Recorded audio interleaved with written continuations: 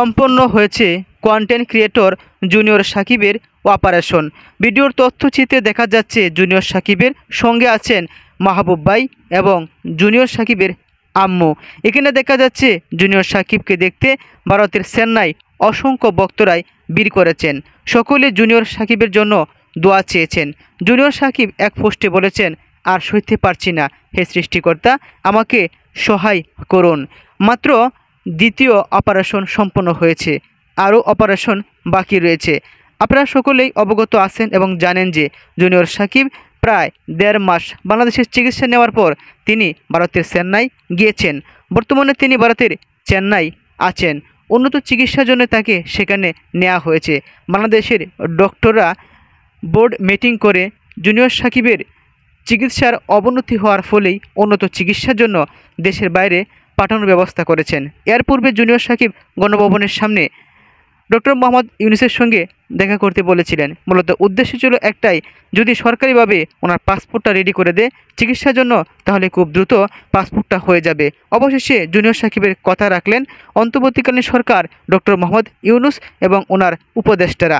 Junior সাকিবের পাসপোর্টের জন্য সরকারিভাবে সহায়তা করা হয়েছে এবং খুব দ্রুতই পাসপোর্ট পেয়েছেন এবং ভারতের চেন্নাই গিয়েছেন। জুনিয়র সাকিবের স্ত্রী শিখা খানের পথেই হাঁটছিলেন আরেক জনপ্রিয় অনলাইন উদ্যোক্তা আরাবিয়ান বোরকা কালেকশনের মালিক এমডি রনি।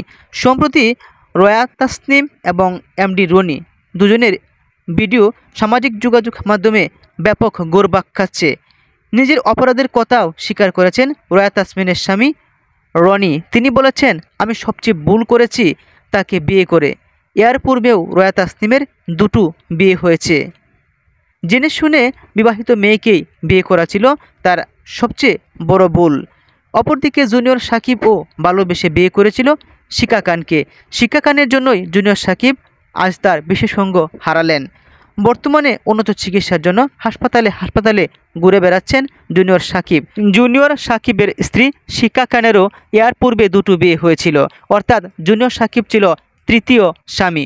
অপরদিকে রয়া তাসনিম, তারও এর পূর্বে দুটি বিয়ে হয়েছিল। এমডি রনি ছিল তৃতীয় স্বামী, যার ফলেই জুনিয়র সাকিবের মতোই পরিস্থিতি হতে পারত এমডি রনির। তবে সৌভাগ্যক্রমে এমডি রনি তিনি বেঁচে গেলেন। জুনিয়র সাকিবের আপডেট একটা তথ্য হলো, জুনিয়র সাকিব বর্তমানে তিনি চেন্নাই আছেন। যদিও ডাক্তাররা বলেছিল এর পূর্বে 3 মাস পর বোঝা যাবে জুনিয়র সাকিব তিনি বাবা হতে পারবেন কিনা বা বিয়ে করতে পারবেন কি না।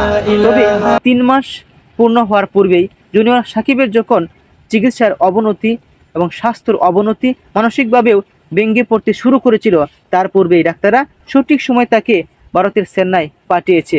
এখন সকলের কাছে দোয়া চেয়েছেন জুনিয়র সাকিব।